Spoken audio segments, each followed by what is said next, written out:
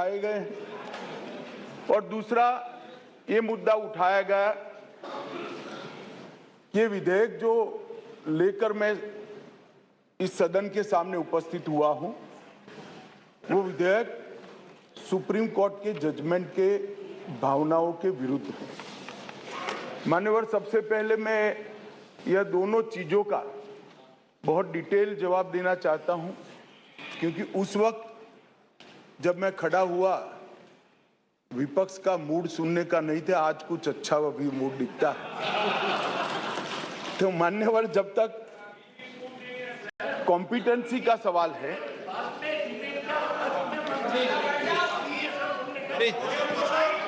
Please माननीय मान्यवर, जहां तक कॉम्पिटेंसी का सवाल है, संघ राज्य क्षेत्र का प्रशासन संविधान के भाग 8 में उल्लिखित प्रावधानों के तहत आता है। अनुच्छेद 239 से 242 तक इसकी कार्यरीति को संविधान में वर्णित किया गया है और अनुच्छेद 239 के ए में विशेष प्रावधान किए गए हैं, जिसके तहत दिल्ली विधानसभा सहित एक संघ शासित प्रदेश है। तो दिल्ली ना तो पूर्ण राज्य है, ना संघ शासित प्रदेश है, ना संघ शासित प्रदेश विथ असेंबली। क्योंकि ये राजधानी क्षेत्र है, इसको ध्यान में रखते हुए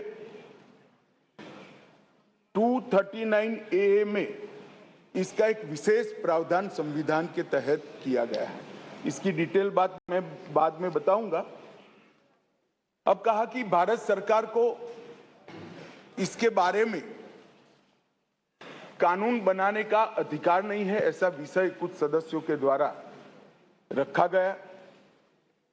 मैं इस सदन का ध्यान अनुच्छेद 239A3B की तरफ दिलाना चाहता हूं। 239A3B बहुत स्पष्ट है।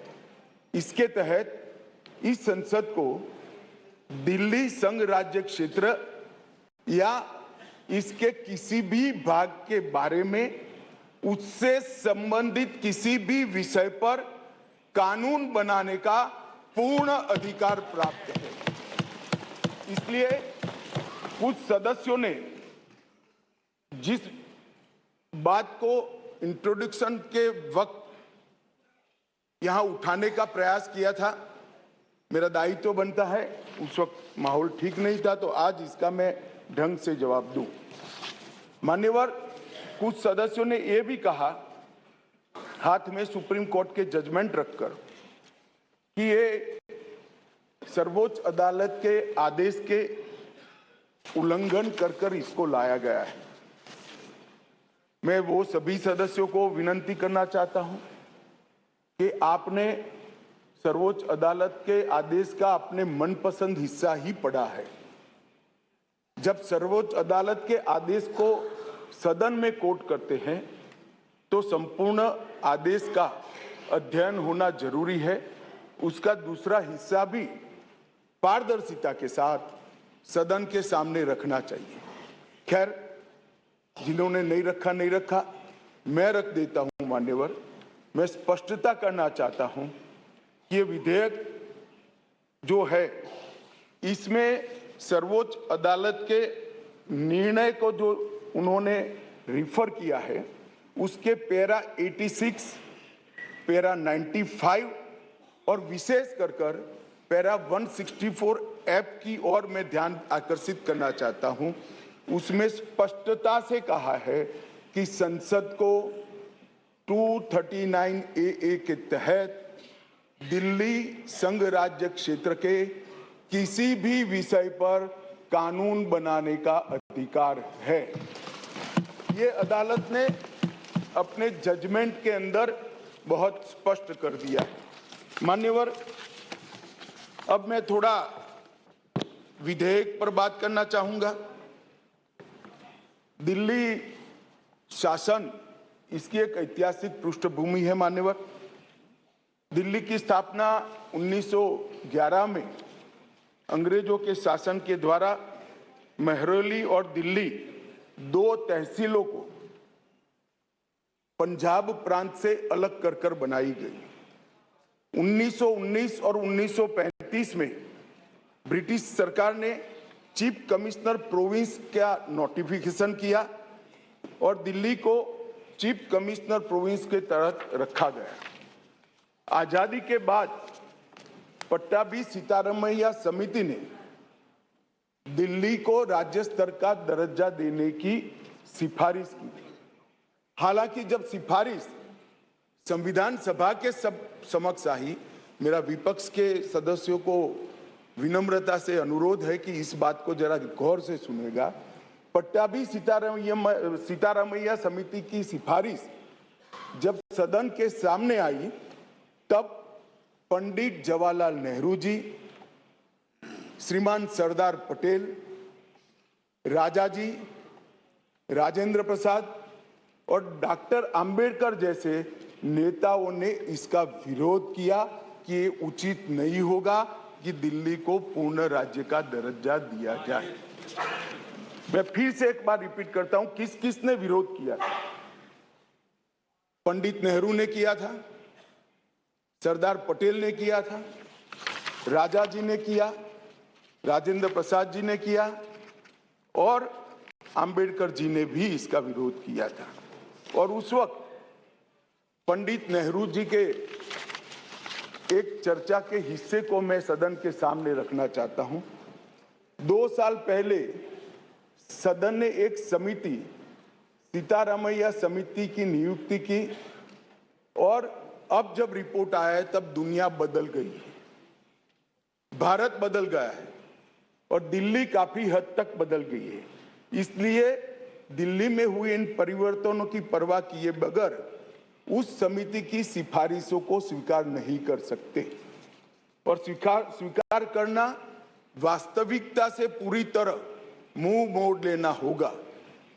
एक समय तो नेहरू जी ने संविधान सभा के सदस्यों को यहां तक कहा कि चूंकि नई दिल्ली में 3/4 संपत्ति केंद्र सरकार की है, इसलिए तर्कसंगत यही होगा कि इसको केंद्र के अधीन रखा जाए।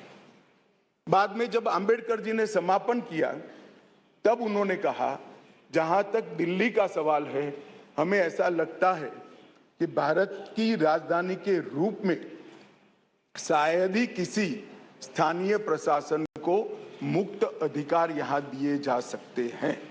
संयुक्त राज्य अमेरिका और ऑस्ट्रेलिया में जो राजधानी के क्षेत्र है, इसकी मिसाल भी उन्होंने वहां दी और उन्होंने कहा कि इसके लिए एक अलग व्यवस्था करनी चाहिए और संविधान सभा में इस पर जोड़ना चाहिए। खैर, मैं इसलिए कहता हूं कि आप जिस चीज का विरोध कर रहे हैं, ये सिफारिश किसकी थी ये आपको मालूम होना चाहिए। ये पंडित नेहरू की सिफारिश थी। मान्यवर, मैं उसके बाद में 1991 में सी स्टेट एक्ट के द्वारा दिल्ली को विधानसभा दी गई, परंतु 56 में राज्य पुनर्गठन आयोग की सिफारिशों पर दिल्ली की विधानसभा हटाकर उसको संघ राज्य घोषित किया गया। लगभग 3 दशक तक ये व्यवस्था चलती रही। 87 में सरकारिया कमेटी बनी, जो बाद में बालाकृष्णन कमेटी के रूप में जानी गई और 91 में 69वां संविधान संशोधन किया गया और इसके बाद दिल्ली राजधानी राज्य क्षेत्र शासन अधिनियम 1991, जिसमें मैं आज संशोधन लेकर आया हूं, इसको इस महान सदन ने पारित किया गया और वही विधेयक के अंदर, संविधान संशोधन के अंदर 239A, जिसका मैंने जिक्र किया, उसमें इस संसद को राजधानी क्षेत्र के किसी भी हिस्से के लिए और किसी भी कार्य के लिए कानून बनाने के लिए संपूर्ण अधिकार संसद को देने का काम किया गया। मान्यवर, समस्या कहां से समाप्त शुरू हुई? 1993 से व्यवस्था चली आ रही थी। कभी भारतीय जनता पार्टी सत्ता में आई, कभी कांग्रेस पार्टी ने शासन किया, कभी ऊपर कांग्रेस का शासन था तब हमारी सरकार थी, तो कभी ऊपर कांग्रेस की सरकार थी तब नीचे हमारा शासन था, मगर कोई झगड़ा नहीं हुआ था, सब कुछ ठीक चल रहा था, क्योंकि किसी की मंशा अधिकार हथियाने की नहीं थी, सेवा करने की। कांग्रेस पार्टी ने भी भाजपा के साथ झगड़ा नहीं किया, भाजपा ने भी कांग्रेस सरकार के साथ झगड़ा नहीं किया और बहुत अच्छे से चल रहा था, कोई डिस्प्यूट नहीं, कोई झगड़ा नहीं। 1915 में स्थिति बदली और यहां 2015 में यहां स्थिति बदली और यहां एक ऐसे दल की सरकार आई जिसका मकसद, मुझे कोई झिझक नहीं है कहने में, जिसका मकसद सेवा करना है ही नहीं, झगड़ा करना। माननीय अध्यक्ष जी अनेक पार्टियों के मुख्यमंत्री रहे, अनेक पार्टियों की मिलीजुली सरकार रही, शुद्ध रूप से सरकार रही, मगर राष्ट्र सेवा करने में और जन सेवा करने में किसी भी पार्टी को कोई दिक्कत नहीं आई। मैं बाद में बात करूंगा क्या दिक्कत है वो, उसकी भी डिटेल बात करूंगा, प्रॉब्लम क्या है वो। प्रॉब्लम ट्रांसफर पोस्टिंग के अधिकार का नहीं है, विजिलेंस को कंट्रोल में लेकर बंगला जो बना दिया है इसका सत्य छुपाना है, जो भ्रष्टाचार हो रहा है इसका सत्य छुपाना है। मान्यवर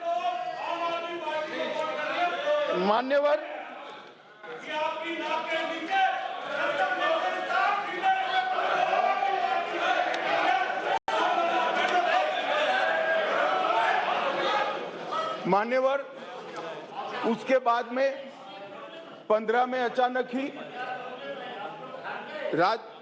दिल्ली राज्य सरकार ने एक विषय सर्कुलर निकाला जिसमें उन्होंने ट्रांसफर पोस्टिंग के अधिकार अपने हाथ में लिए। केंद्र सरकार ने एक नोटिफिकेशन निकाला, उसको हाईकोर्ट में चैलेंज किया गया, हाईकोर्ट का फैसला केंद्र सरकार के पक्ष में आया, इसको सुप्रीम कोर्ट में चैलेंज कर दिया गया, उसमें खंडित जनादेश आया, फिर संविधान पीठ बनी, संविधान पीठ ने कुछ फैसले कर नीचे फिर से 2 जजों की बेंच को दिया, उसमें भी सहमति नहीं बन पाई और फिर से संविधान पीठ बनी जिसने अभी फैसला दिया। मान्यवर वो जो इंटरप्रिटेशन है, वो इंटरप्रिटेशन उन्होंने कानूनी और मॉरल दृष्टि से नहीं किया, उन्होंने इंटरप्रिटेशन कानून की स्थितियों का करते हुए ये कहा है कि फिर भी दिल्ली देश की संसद को और भारत सरकार को दिल्ली संघ राज्य क्षेत्र के लिए हर प्रकार का कानून बनाने का अधिकार है। वो अधिकार का उपयोग कर एक वटहुकम, एक नोटिफिकेशन निकाला गया और वो नोटिफिकेशन इसलिए निकालना पड़ा कि संसद उस वक्त काम नहीं कर, मतलब संसद बैठी नहीं थी, बैठकें चल नहीं रही, तो नोटिफिकेशन निकला और संसद सत्र के अनुपस्थिति में जो नोटिफिकेशन निकला इसको मैं यहां लेकर आया हूं, जो आज सदन के चर्चा के लिए मैंने आप सबके सामने रखा है। मेरा सभी पक्ष के सदस्यों से विनती है कि चुनाव जीतने के लिए, किसी समर्थन हासिल करने के लिए, किसी पक्ष का विधेयक का समर्थन करना या विरोध करना, ऐसी राजनीति नहीं करनी चाहिए। नए गठबंधन बनाने के अनेक प्रकार होते हैं, नया गठबंधन बनाने के अनेक प्रकार होते हैं। विधेयक और कानून देश के भले के लिए लेकर आते हैं, इसका विरोध या इसका समर्थन भी देश के और दिल्ली के भले के लिए करना चाहिए। अगर हमारी राजनीति में थोड़ी स्वीकृति कम है तो सबको मिलाना है, दिल्ली का जो होना है वो हो, जितना भ्रष्टाचार होना है वो हो, मंत्री कुछ भी करे, मुख्यमंत्री करोड़ों के बंगले बनाए, मगर हम विपक्ष में रहते हुए समर्थन करेंगे, क्योंकि हमें गठबंधन बनाना है। इस तरह से नहीं सोचना चाहिए। मेरी अपील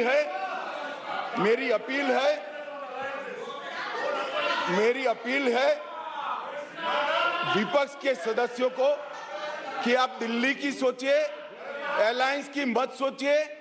अलायंस से फायदा नहीं होने वाला है।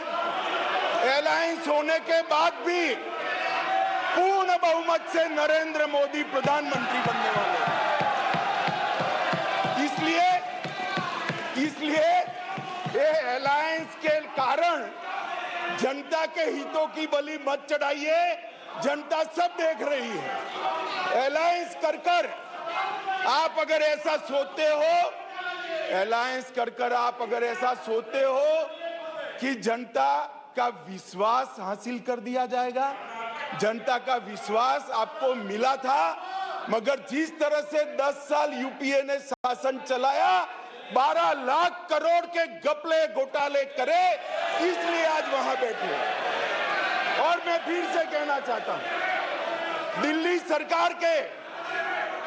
सरकार के घपले घोटाले भ्रष्टाचार को प्रछिन्न रूप से अलायंस की गरज के कारण मदद कर रहे हो।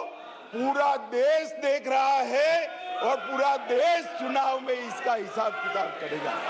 मान्यवर, मैंने ये सदन के सामने रखा है बिल को।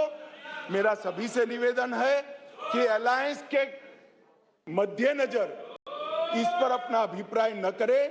देश के और राजधानी क्षेत्र के भले के लिए न्यूट्रलिटी से बात करें। और वैसे भी मैं बता देता हूं, विशेषकर कांग्रेस पार्टी वालों को, कि ये बिल पारित होने के बाद वो अलायंस में आपके साथ आने वाले नहीं है। तो जो सच है वो करिए। इतना अपील करके मेरी बात को समाप्त करिए। प्लीज